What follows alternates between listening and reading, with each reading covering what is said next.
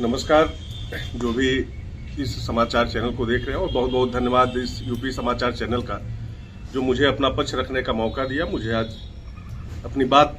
आपके माध्यम से लोगों तक पहुंचाने का मौका मिला है। मैं अंधेशक साथियों को अवगत करना चाहता हूं कि जो 8 अक्टूबर को दिन मंगलवार को माननीय मुख्यमंत्री जी के निर्देश पे जो माननीय बेसिक शिक्षा मंत्री की अध्यक्षता में बैठक हुई, उसमें विभाग के समस्त उच्च अधिकारी सभी लोग सम्मिलित रहे और वहां सभी संगठनों को जो लोग भी आए थे, हमसे पहले शिक्षा मित्र साथी,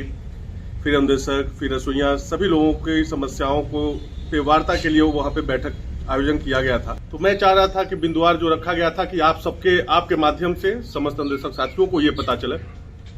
कि क्या वास्तविकता है, क्या पक्ष रखा गया था। सबसे पहले वहां जाने के बाद मंत्री महोदय ने सबका परिचय जाना, सब लोग बारी बारी से अपना परिचय दिए।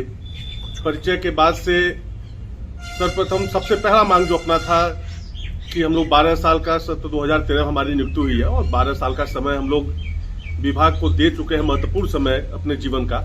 तो हम लोग को नियमित किया जाए। क्योंकि एक सारे समस्याओं का एक समाधान ये है कि नियमितीकरण होने के बाद जो छोटी बड़ी हमारी मांगे हैं सब कुछ उसमें समाहित हो जाएंगी। तो हमारा सबका सबसे मुख्य उद्देश्य यही था, क्योंकि बैठक से जाने पहले हम सभी लोगों ने एक साथ बैठ के इस पर मंशा कर ली थी कि कोई अलग अलग मांग नहीं रखेगा और मांग पत्र जो रहेगा एक ही रहेगा और सभी लोग उसी बिंदु पे बात करेंगे, ताकि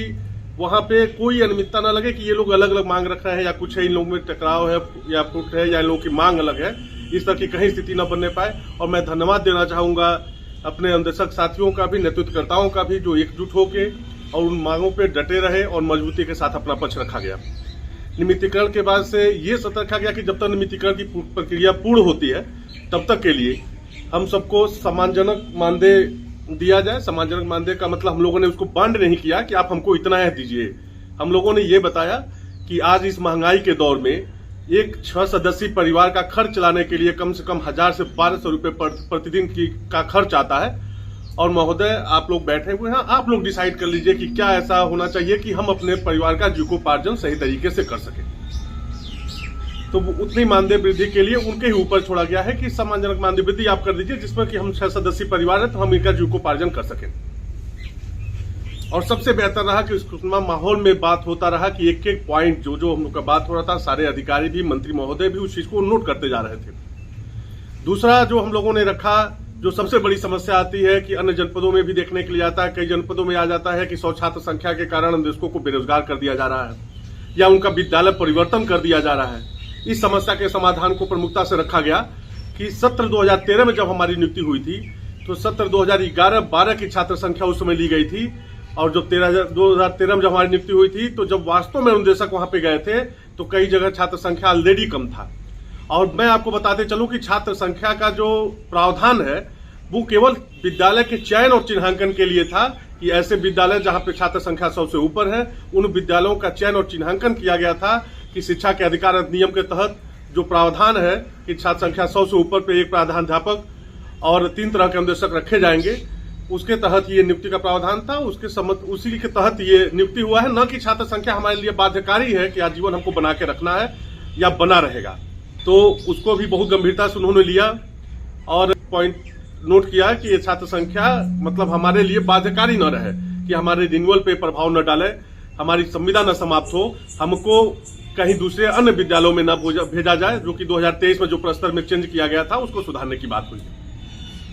उसके बाद स्वतः नवीनीकरण के लिए हुआ। स्वतः नवीनीकरण में ये हुआ था कि कार्य व्यवहार आख्या के अनुसार, जैसे हमारे शिक्षा मित्र साथियों का जाता है कि कार्य व्यवहार आपका संतोषजनक है, कहीं आपके ऊपर कहीं कोई दिक्कत नहीं है, कोई समस्या नहीं है, जैसा कि हमारे शासनादेश में प्रावधान किया गया है कि इनकी संविदा कैसे समाप्त हो सकती है, कि कैसे कर सकते हैं आप नोटिस देके, अगर संतोषजनक उसका जवाब नहीं मिला, साक्ष्य सहित मिला था, वो संविदा समाप्त की जा सकती है। उसी प्रकार से अगर किसी के ऊपर कोई दोषारोपण नहीं है, अंधेशक कंटिन्यू काम कर रहा है, अपना जाके काम कर रहा है, कोई आरोप उसके ऊपर नहीं है, तो उसको स्वतः नवीनीकरण मान दिया जाए, न कि उसमें प्रधानाध्यापक की आख्या की आवश्यकता पड़े, न किसी की आख्या की आवश्यकता पड़े। क्योंकि अगर आप मेरे खिलाफ अगर किसी प्रकार का प्रश्न चिन्ह नहीं है तो हमको नवीनीकरण हमारा न रोका जाए, उसको स्वतः नवीनीकृत मान लिया जाए, ऑटो रिन्यूअल कर दिया जाए। स्थानांतरण की बात हुई। स्थानांतरण में ये अपना पक्ष रखा गया कि स्थानांतरण का जब भी शासनादेश आता है तो पुराने विद्यालय को सम्मिलित कर लिया जाता है। पुराने विद्यालयों की लिस्ट के अनुसार ही उसमें होता है कि स्थानांतरण में की समस्या आती है कि पुराने विद्यालय उठाए जाते हैं और कई बार इस बार जो हुआ था स्थानांतरण, तो कई तरह की समस्याएं आई थी कि पता चला कि वहां पे ऑलरेडी अनुदेशक कार्य कर रहा है और लिस्ट में दिखा दिया है कि वो जगह खाली है, एक अनुदेशक और पहुंच गया।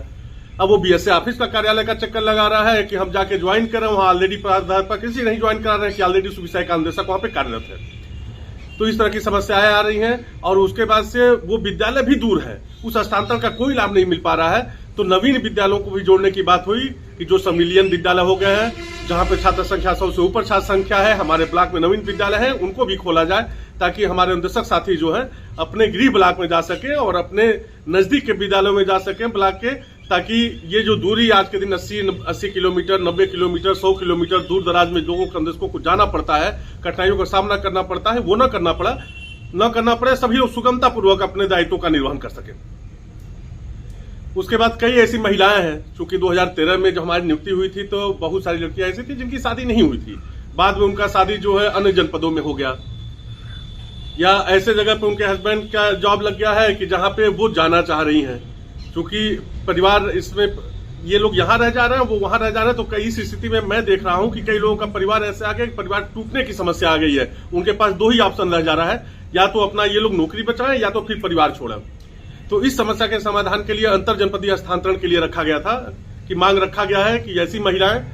कि जो अंतर जनपदीय स्थानांतरण चाह रही हैं, अपने ससुराल पक्ष विद्यालय में जाना चाह रही हैं, जिसमें कोई वित्तीय भार नहीं है और कहीं पदों की संख्या में गड़बड़ नहीं हो रहा है, क्योंकि जब हमारा पद सृजन हुआ था तो 41,307 हुआ था और वर्तमान में 26,000 के आसपास अनुदेशक हैं। तो ऑलरेडी पद हमारे पास है, जनपद की सभी जनपदों पे पद खाली हैं, तो वो केवल जनपद की जो अनुदेशक की संख्या होगी जनपदों में, वो केवल ऊपर नीचे होगी, न कि प्रदेश की कोई संख्या पे कोई फर्क पड़ेगा, न भी कोई दिक्कत इसमें आएगी। तो उस पर भी उन लोगों ने सहमति जताया है। और एक, चूंकि इतने कम मानदेय में मेडिकल की जब समस्या आती है, जब किसी का तबीयत खराब होता है हमारे परिवार में, हमारा ही, तो उसमें इस 9,000 मानदेय में जीविकोपार्जन करना मुश्किल है, तो फिर स्वास्थ्य सेवाएं कैसे हो सकता है। तो आयुष्मान कार्ड में जोड़ने की बात की गई है कि जब मैं बार बार इस चीज को बताना चाहूंगा, ये तब तक के लिए डिमांड किया है कि जब तक नियमितीकरण, सबसे प्रमुख मांग हम लोग की नियमितीकरण है कि जब तक नियमितीकरण की प्रक्रिया पूर्ण नहीं हो जाती तब तक के लिए ये सब अन्य लाभ हमको मिलना चाहिए। तो आयुष्मान कार्ड में जोड़ने के लिए कि सब परिवार, उसमें हम भी रहें, मतलब हमारी पत्नी भी रहे, बच्चे भी रहे, माँ बाप भी रहे, माता पिता भी उसमें सम्मिलित हों और उन सभी लोगों को इसका लाभ मिले। तो उस पर भी सहमति जताया है माननीय मंत्री महोदय ने, और जो भी अधिकारीगण थे सहर्ष सहमति इस चीज को जताया है इन लोगों ने। सीसीएल की बात हुई कि जैसे हम सबको केवल 10 दिन आकस्मिक अवकाश मिलता है, हमारे शिक्षा मित्र साथियों को 11 दिन मिलता है, वहीं सहायक अध्यापक हमारे जो विद्यालय परिवार में सदस्य है उनको 14 दिन का मिलता है। तो एक समान सीएल रखने के लिए बात हुई है कि आकस्मिक अवकाश जो है वो 14 दिन सबका समान कर दिया जाए। तो इसके लिए भी सहमति माननीय मंत्री महोदय ने और वहां पे मौजूद सब अधिकारियों ने इस पे सहमति जताया कि हाँ, इनको मिलना चाहिए, ये होना चाहिए। फिर हम लोगों ने बात रखा कि संविदा जो होती है 11 माह की हम लोग की है, पता चलता है 15 दिन हम इधर बेरोजगार रहते हैं, 15 दिन उधर बेरोजगार रहते हैं। तो आखिर में हम लोग ये 15-15 दिन बेरोजगार हम लोग करेंगे क्या, कहाँ जाके कौन क्या दुकान लगाएगा, कौन सा रोजगार करेगा, कौन सा काम करेगा कि अपनी आजीविका, क्योंकि 15 दिन में हमारा खर्च तो बंद नहीं हो रहा है, खर्च तो परिवार का चलाना ही चलाना है, हमारी जो जिम्मेदारी है उसको निभाना ही निभाना है। तो हमारी संविदा 12 माह की रहे और तब तक जब तक नियमितीकरण की प्रक्रिया पूर्ण नहीं हो जाती तब तक हमको 12 माह का मानदेय और सम्मानजनक मानदेय दिया जाए, जिसमें जीविकोपार्जन हम लोग सपरिवार कर सके। मुझे पूरा विश्वास है कि वर्तमान में दिवाली से पहले और मेरा जो मन कर रहा है, मेरा जो दिल कह रहा है बातचीत के दौरान,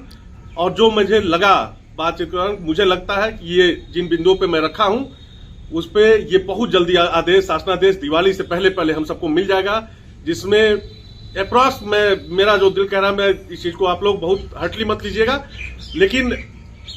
जहां तक मुझे जानकारी मिल पाई है जो चीज कि हम लोग 20+ में है, 20,000 और उससे प्लस का ही मानदेय होगा, और बाकी अन्य जो मांगे हैं छोटी बड़ी, इस पर जल्दी से जल्द और दिवाली से पहले शासनादेश जारी हो जाएगा। बहुत बहुत धन्यवाद।